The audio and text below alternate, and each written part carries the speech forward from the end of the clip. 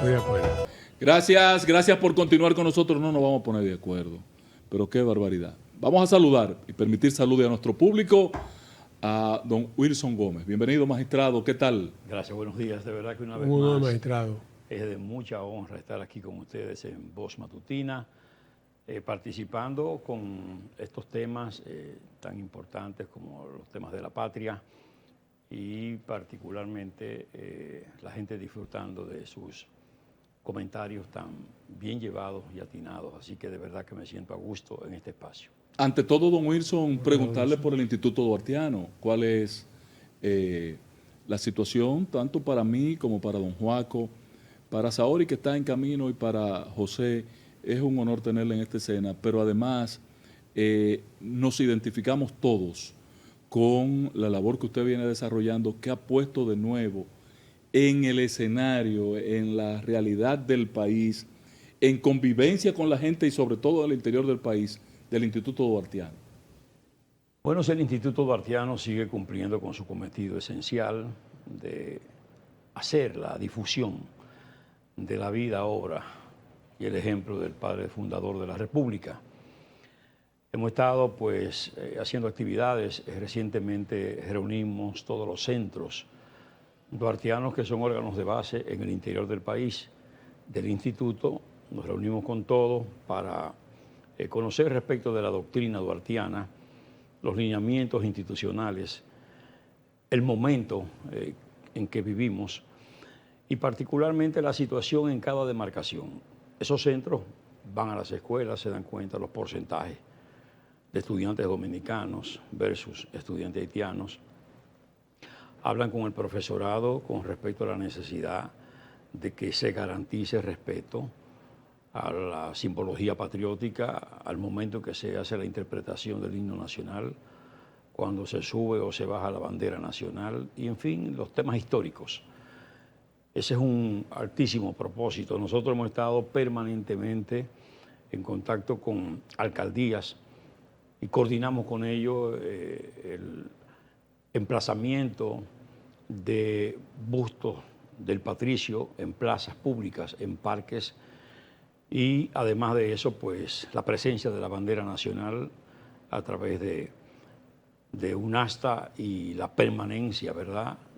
Una placa que le sirve de base a esas instalaciones. Bueno, pues es una manera de poner presente y en perspectiva a Duarte en cada colectividad. Sorpresa para nosotros, que ciertamente los maestros, independientemente de los lineamientos que había seguido el Ministerio de Educación, que era un poco de apatía, el profesorado como tal siempre ha estado muy activo y uno se sorprende cuando los estudiantes cantan con entusiasmo impactante el himno nacional, todas sus estrofas, el himno a Duarte, ¿verdad? Los himnos patrióticos. Y entonces, cómo ellos concurren, cómo prestan atención a las conferencias, a los documentales que se proyectan, cómo asumen esas cartillas que se les entrega respecto del uso de los símbolos patrios, respecto del ideario de Duarte, la verdadera historia, en fin. Hay una respuesta muy, muy oportuna y muy estimulante. Lo mismo pasa con las llamadas filiales. Es decir, nosotros hemos estado llevando el busto de Duarte a Hong Kong, por ejemplo, Atenas, a Italia, ni se diga ya lo que es España y sus provincias, en toda América del Sur, en Centroamérica, en las islas. La presencia de Duarte inclusive en los establecimientos diplomáticos y consulares, con un busto, con una placa, de modo y manera que hemos hecho un esfuerzo por también internacionalizar la figura de Duarte, por ser él un fundador de república excepcional, un hombre que le aportó el nombre a la república que funda, que le aportó la bandera nacional y la describe, y esa es la bandera que tenemos, que hizo una reserva con respecto a lo que es el escudo nacional, que lo tuvimos desde el mismo año 1844, que nos dio lo que es la divisa trinitaria, Dios, Patria, Libertad, que hoy la Constitución de la República, en el artículo 34, establece que es el lema nacional de los dominicanos. Nos dio un proyecto de constitución que ahí se revela Duarte como un estadista, como un constitucionalista, como un hombre apegado al Estado de Derecho, porque en el artículo 1 dice que gobernantes y gobernados tienen que ceñir sus actuaciones a la ley, principio de legalidad. Y además establece el otro principio característico del Estado de Derecho, que es el principio de legitimidad, cuando dice que los dominicanos solo están obligados a acatar y cumplir las decisiones de la autoridad legítima, lo que significa, por argumento al contrario, que tenemos que acatar todas las decisiones que emanan de una autoridad constituida de conformidad con la ley y la Constitución de la República. Es decir, ese Duarte, ejemplo, es de difusión permanente. Solo ahora, recientemente en la Feria del Libro, el sábado, pese a la lluvia y todo lo que había en términos de inclemencias del tiempo, habían 4 centros que colmaron, que llenaron la biblioteca Juan Bosch, que es el auditorio principal de la Biblioteca Nacional Pedro Enrique Sureña en la Plaza de la Cultura. Y ahí ofrecimos una conferencia acerca de una faceta singular de Duarte, el Duarte militar. El primer militar de carrera, el hombre que agotó 9 años en la Guardia Nacional Haitiana formándose, que entró como cabo, que libró fuertes luchas en contra de los remanentes de Juan Pedro Boyer aquí, como capitán. Termina su carrera dentro de ese estamento, brazo armado del ejército haitiano de ocupación, con el rango de coronel, y finalmente es nombrado nada más y nada menos por los trinitarios y los comunicados como general en jefe de los ejércitos del futuro Estado y director de la revolución, que no era más que la trinitaria. Entonces, ese Duarte militar comanda Santo Domingo y llegó a comandar adjunto a Santana las fuerzas del Ejército Expedicionario del Sur con asiento en Baní, que entró en contradicción con Santana y en vez de dar el apoyo a la Junta Central Gubernativa a Duarte para que continuara e hiciera la ofensiva contra las fuerzas haitianas acantonadas en Azua, lo llamaron a Santo Domingo, y ahí es que al llamarlo intempestivamente, dicho sea claramente de repente, él hace la rendición de cuentas del dinero que recibió, lo que devolvió al fisco y con un pormenorizado detalle. Lo que marca el inicio de la institución más emblemática del país en la rendición de cuentas y como órgano de control, la Cámara de Cuentas de la República Dominicana. Así mismo, ese fue un ejemplo extraordinario de Duarte. Entonces, finalmente Duarte, como ustedes saben, escapa, tiene que salir del país en 1843 por la persecución, ¿verdad?, que montó aquí con su presencia Charles Gerard. Él sale del territorio para no solo salvar su vida, porque no fue una iniciativa, es su padre, don José Duarte Rodríguez, que le visita en su escondite y le dice: si quieres que tu madre sobreviva, tiene que salir del territorio. Y así es que él sale del territorio. Y cuando se proclama la independencia, a los 15 días, y él está aquí. Y es recibido, porque Duarte era indudablemente el hombre proyectado para ser el primer presidente, conforme, ¿verdad?, a un ordenamiento constitucional. Entonces Duarte, cuando llega, es recibido por todo el clero, por los militares. Ahí salva de 21 cañonazos. Y indudablemente Duarte se perfilaba como el hombre para dirigir el país. Pudo haber sido otra la historia dominicana si eso ocurre, pero esos conservadores, más los franceses, particularmente las autoridades francesas establecidas aquí, en coordinación, por supuesto, con el gobierno francés, impidieron eso. Y entonces es la razón que explica por qué Duarte no fue presidente. Y él quería ser presidente, pero, como decía su proyecto de constitución, legítimamente escogido por una expresión del pueblo en las urnas. Pero hemos visto, antes de que mis compañeros participen, de que el instituto, que había comenzado a ir al interior del país en su primera gestión, lo vimos en Santiago, lo vimos en San Francisco de Macorís, lo vimos en Pedernales, lo vimos en Barahona, lo vimos en San Juan de la Maguana. Esa ruta, que es importante que el instituto salga de la capital, salga de estas 4 esquinas de la capital. Así es, hemos seguido. Hemos estado en el este. Fíjese que reunimos todos los centros a los fines de bajar las orientaciones.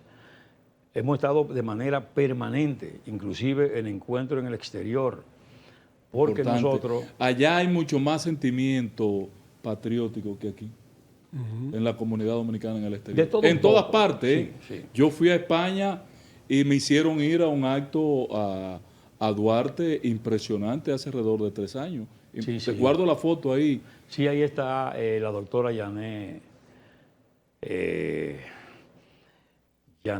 Alfau, que es una magnífica dirigente del Instituto Duartiano y ha hecho una labor formidable en Madrid.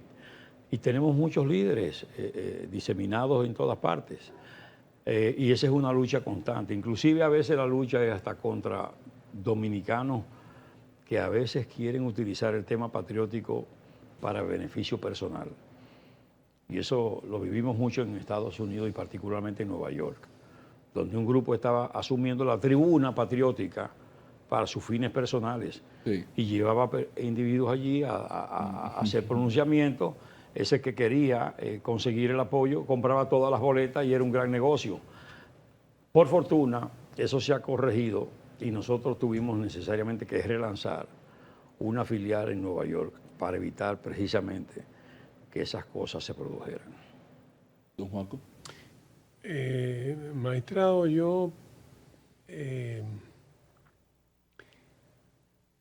su labor es reconocida y la del Instituto Duartiano también. A veces me preocupa la apatía de la población con un tema tan sensible como ese.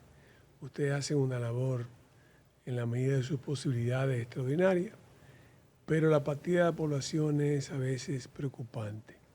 Sin embargo, yo quiero salirme un poco del tema del Instituto Duartiano per se, pero preguntarle por algo que yo creo que sí debe ser objeto de preocupación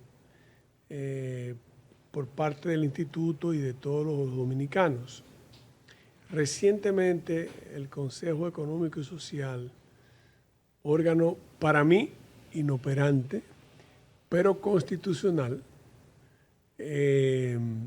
acaba de hacer entrega de un informe, no recuerdo si lo calificó de preliminar o un informe ya definitivo, final, sobre lo que ellos entienden que es el resultado de diálogos que ellos han sostenido con el tema de migración.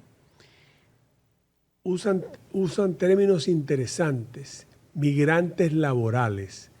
Yo creía que había migrantes irregulares que buscaban trabajo, pero como también podía ser, porque si es una migración laboral normal, entonces esos tienen sus permisos y ya sí pueden ser catalogados migrantes laborales, pero ellos van a lidiar con una gran cantidad de migrantes que han salido buscando horizontes económicos. Son migrantes económicos que se han querido calificar de otra manera. Entonces, mi pregunta es si usted tuvo la oportunidad de más o menos ver, porque en mi opinión, como el mismo documento establece de que pasarán varios presidentes para poder implementar el mismo, porque implica continuidad e implica además coordinación entre los gobiernos. Dada la situación existente en Haití, donde yo particularmente creo que hay un Consejo de Estado que gobierna una parte de Haití, pero no es gobierno, y los problemas que tiene Haití, ¿usted cree que se puede implementar ese informe final migratorio o es simplemente una manera de usted poder solucionar el problema migratorio de sectores nacionales que necesitan de esa mano de obra por no querer tal vez emplear la mano de obra dominicana o por tal vez escasez de mano de obra dominicana? Mire, la verdad es que toda la población, en principio, vimos con supremo interés el hecho de que un tema nacional concitara la atención del presidente y de los expresidentes. Claro. No hay duda de que eso concitó el apoyo de ciudadanos en sentido general. El asunto es que el Consejo Económico y Social es una entidad que prácticamente se está estrenando a partir del momento en que se le incorpora en la Constitución. No ha tenido mucha presencia. Sí, pero ya tiene 15 años de Tiene 15 existencia. años de pero está existencia. bien, pero ha pasado 15 años, pero no ha habido una presencia importante, por lo menos en términos de proyección nacional. En este periodo ha sido un fracaso. Claro, y si usted pregunta a Rafael la Toribio población no en pinta general mal. si conoce el Consejo, le va a decir que no. Mire, el problema es el siguiente. ¿Quiénes llevaron el control y la voz cantante en ese proceso? Por lo general, personas que coinciden con la posición de beneficiar la presencia de la mano de obra haitiana ilegal e indocumentada. El Instituto Duartiano, el Polo Soberano, Pronación y otras entidades que están alrededor de la cuestión patriótica no fueron objeto de consulta, ni se integraron, ni fueron tomados en cuenta. O sea, que solo se oyó una campana. Claro, porque uno sabe qué se procura en definitiva. Por eso nosotros, desde el Instituto Duartiano, nos adelantamos, inclusive antes de conocer el contenido del documento presentado, para decir que estaríamos de acuerdo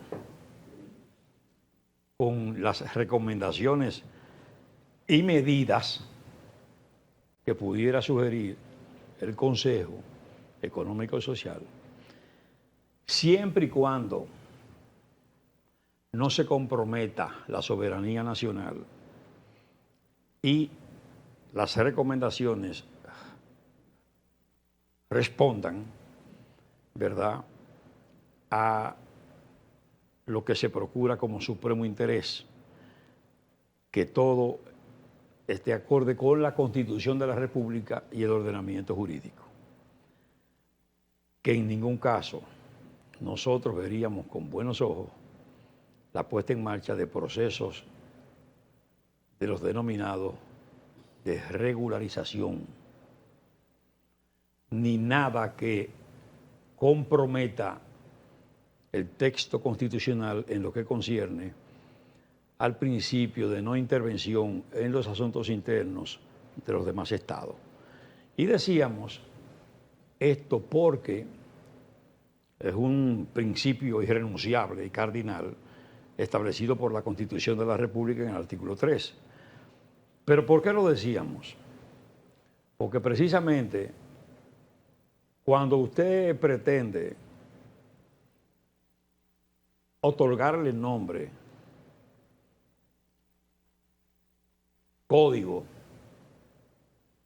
documentos numerados, etcétera, a un súbdito de otro estado, de otra nación, de otro país, usted violenta el principio de no intervención en los asuntos internos de ese país, de ese estado, de esa nación, porque precisamente una de las expresiones más categóricas de la soberanía, de la autonomía de ese país, de ese estado, de esa nación, es precisamente dotar de documentos a sus ciudadanos, a las personas que nacen en ese territorio.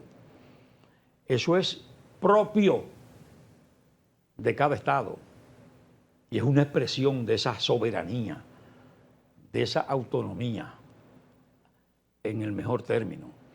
Por tanto, la República Dominicana no puede de buenas a primeras dar nombres y apellidos, códigos, numeraciones, información biométrica de individuos que no sabe de dónde vienen, en términos desde el punto de vista documental. Y otra cosa, nos estamos yendo por lo que parece fácil, que puede ser lo más difícil. Porque a mí me parece que el empresariado nuestro no ha pensado en las consecuencias que se pueden derivar de una situación de inestabilidad, de inseguridad y de riesgo que se puede producir a partir de lo que está ocurriendo en Haití, cada día más grave. No ha pasado un día que la situación no se presente con ribetes de gravedad mayor. En unas horas no estarán ahí ni siquiera esta gente de Kenia y los que estuvieron ahí, los pocos, insuficientes, de verdad, ineficaces, cierto, pero algo. Ahora no habrá nada. La comunidad internacional mirando para otro lado, por más que se clame, que es lo que nos corresponde, porque tenemos que seguir clamando. Así es. Y es una de las verdades que ha dicho el presidente, o sea, que se canse todo el mundo, pero los dominicanos no podemos cansarnos. Así es. Eso es cierto. Entonces, el cuadro no puede ser más dramático. ¿Me entiendes? Nosotros estamos en juego aquí. Entonces, esta situación no la piensa el empresariado nuestro. Parte de él, porque hay una parte de los empresarios que tienen un nivel de conciencia y saben bien que aunque no van a contradecir a sus colegas públicamente, pero a lo interno hacen las observaciones. Porque es que hay que hacer un esfuerzo. ¿Cómo se desenvuelven los otros países? En esas tareas propias agrícolas, en las tareas propias de la construcción, en las tareas turísticas, con su propia gente. Bueno, entonces busquen la fórmula. Busquen la fórmula, porque hay que atraer al dominicano a esas labores, pero tiene que ser a partir de un sistema de justicia, de pago adecuado, de garantías, ¿verdad? Y de dignidad. ¿Entiendes? Porque es que no solo lo hemos hecho aquí, también lo hemos hecho en frontera. Hoy no tenemos empresas en frontera que tienen el lobby en la parte dominicana y el cuerpo de la empresa está en Haití. Y ahí también se cumple casi el 100% de mano de obra haitiana. ¿Se está refiriendo a Codevi? Sí, claro. Y el beneficio entonces de la exención impositiva porque están en frontera. Sí.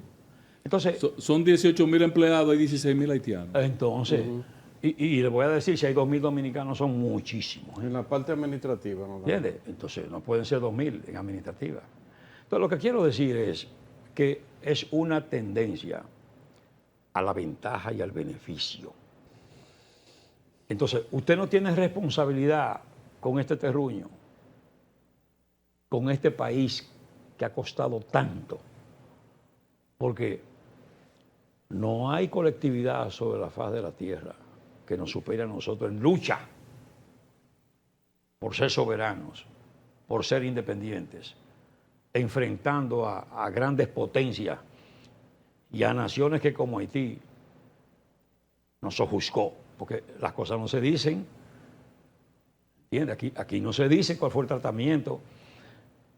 El pueblo desconoce el contenido de ese manifiesto del 16 de enero de 1844, las denuncias que se formulan ahí, las luchas que se tuvieron, y todavía en 1843, habiéndonos nosotros, por supuesto, en una estrategia fina de Duarte, aliado a los liberales haitianos, habiendo destronado a Juan Pedro Oller, se pensaba que Charles Gerard iba a ser consecuente con los dominicanos y no lo fue.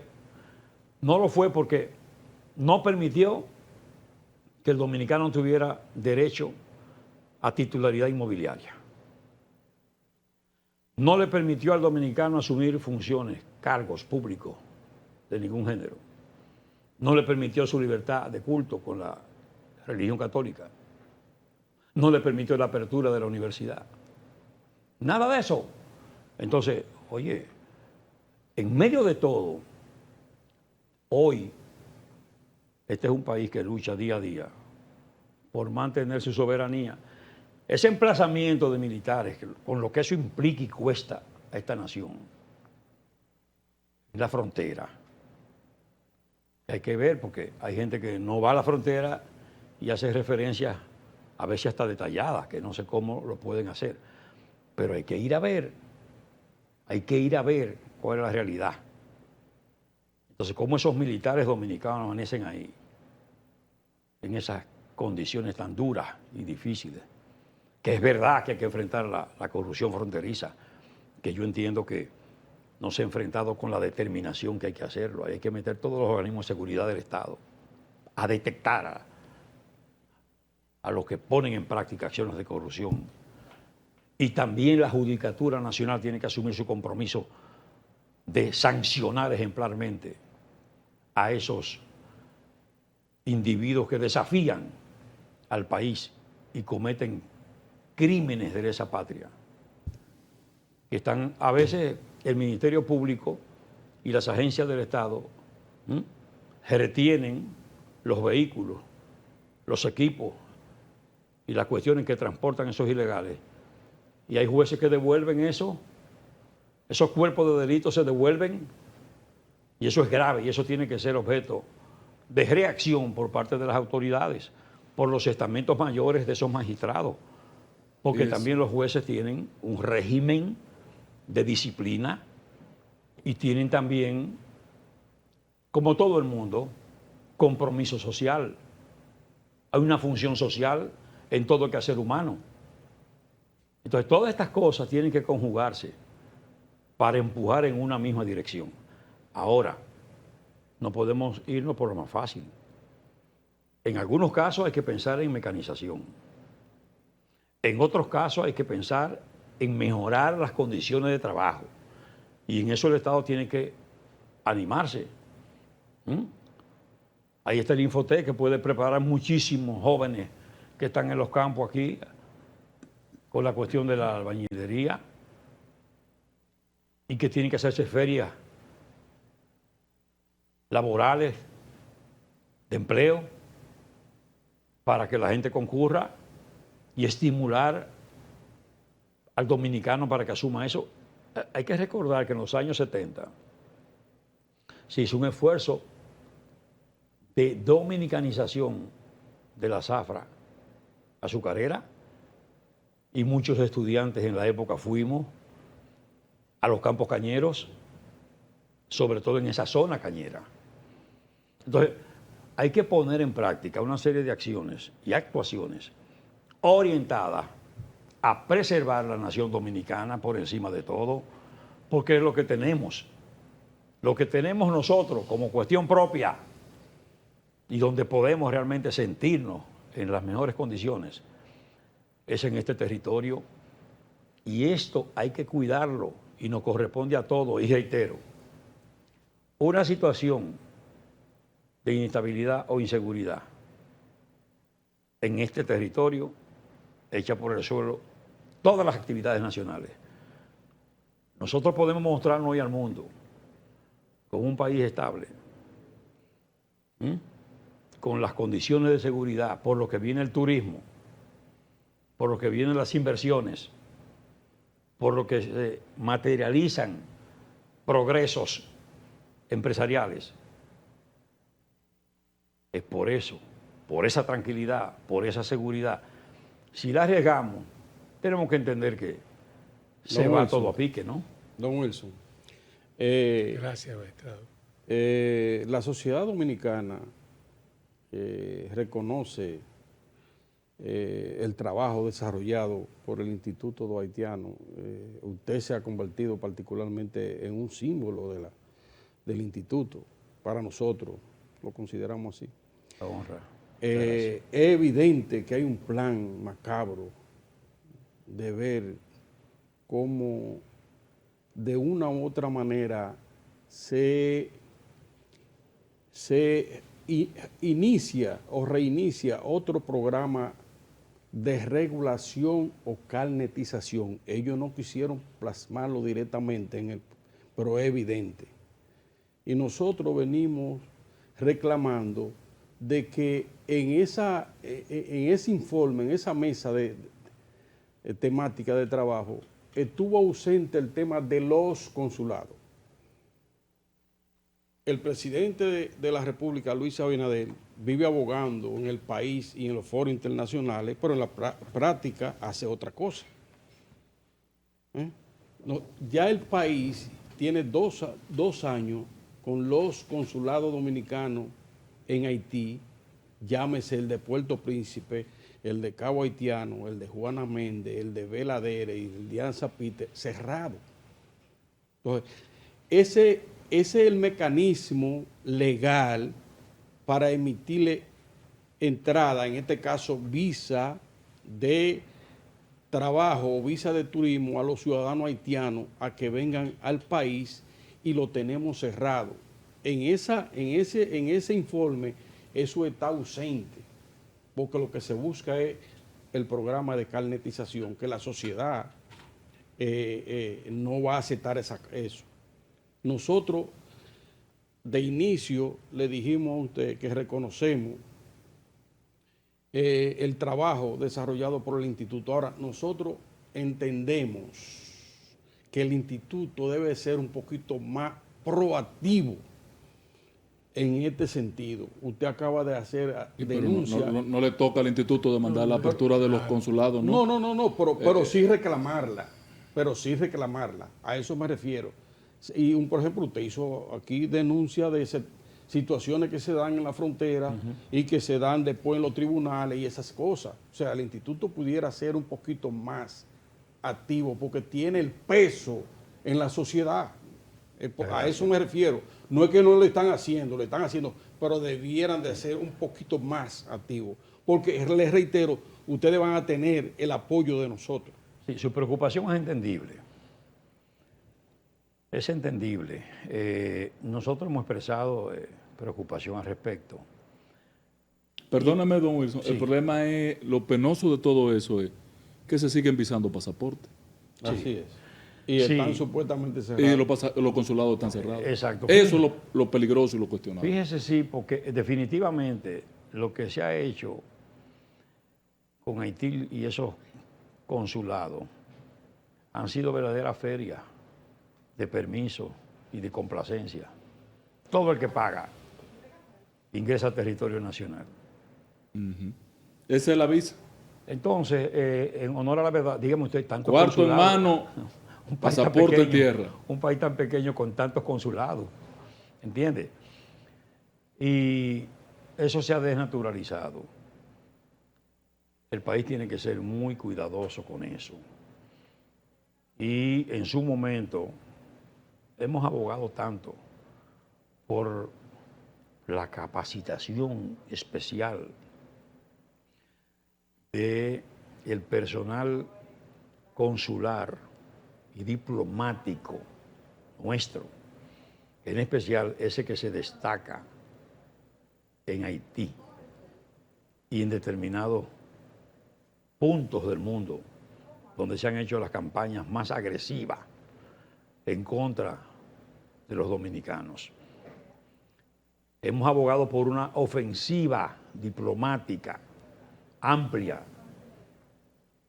a fondo, para mejorar la imagen dominicana, por muchos años afectada por distorsiones, por campañas mendaces, orientadas a dañar y a presentarnos a nosotros como lo que muchos países asumen, xenófobos, racistas, discriminadores, hasta partidarios de crear condiciones para especie de apartheid en el Caribe.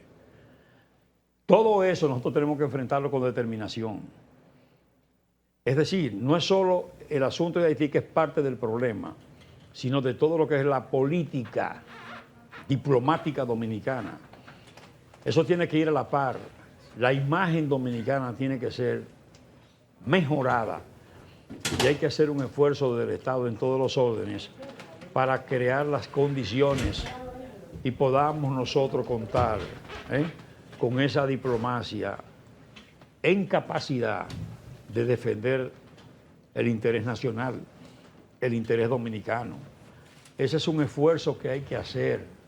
Y entonces, fíjese que nosotros inclusive tenemos aquí algunos consulados haitianos.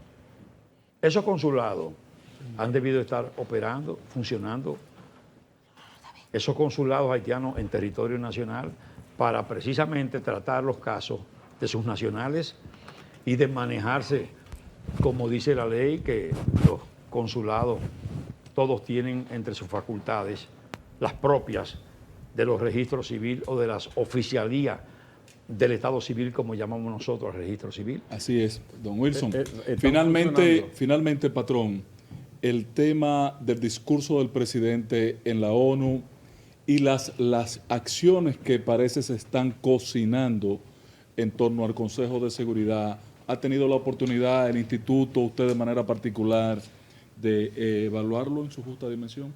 Sí, a fin de cuentas, el presidente se mantiene con cierta coherencia en su discurso en ese escenario propio de la ONU, del Consejo de Seguridad.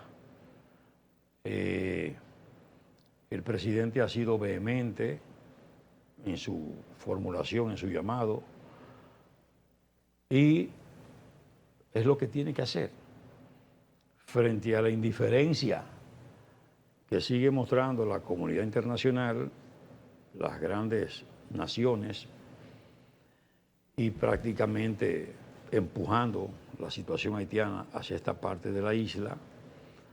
No nos queda otra que no sea la denuncia y particularmente hacer esfuerzo porque otras naciones entiendan a la República Dominicana y hagan coro para ver si se despierta un poquito la conciencia de esa colectividad.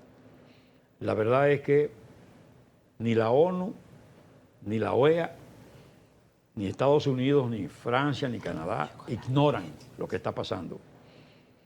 Ellos son conscientes y saben bien lo que pasa aquí. Y cuando ellos miran para otro lado, no es casual. Ellos con eso empujan la situación y nos quieren involucrar. Han pretendido involucrarnos. Hasta ahora, la autoridad nacional ha sido muy inteligente, que no se ha dejado confundir ni ha cometido error. Hay que ver cómo los militares se han vuelto diplomáticos de primer orden en frontera, desde militares de rango más inferiores hasta los más elevados, cuidando la situación. Yo lo digo porque uno vive la experiencia. Nosotros estuvimos ahí en frontera y hubo puntos donde había haitianos provocando, aún con la presencia del ministro de Defensa. ¿Entiendes? Decía, del ministro de las Fuerzas Armadas, mejor decir. Doctor, antes de despedirlo, usted que es ferviente protector de los símbolos patrios y todo lo que tiene que ver con nuestra República Dominicana con respecto a eso mismo, a los símbolos patrios, ¿qué opinión le merece este video, un nuevo video realmente, en una aula con jóvenes que también son virales en redes sociales, que utilicen las escuelas para este tipo de aberración? Mire, yo creo que el Ministerio Público tiene que activar lo que es su área de crímenes y delitos de alta tecnología, porque se está abusando de esa vía para cometer desmanes. Por supuesto, a nosotros nos preocupa mucho, sobremanera, la indiferencia de la autoridad con respecto a la cuestión patriótica. Usted entiende que debe de haber complicidad, supuestamente, ¿verdad?, con respecto al Mire, centro educativo. Cuando no hay sanción Claro. y consecuencia, hay estímulo. Entonces, nosotros que vemos la indiferencia, ustedes no tienen idea de cómo uno sufre el desinterés de la autoridad por la cuestión patriótica. Okay. La cuestión patriótica sirve mucho para la gente impulsarse como un trampolín para la popularidad. Pero en la realidad,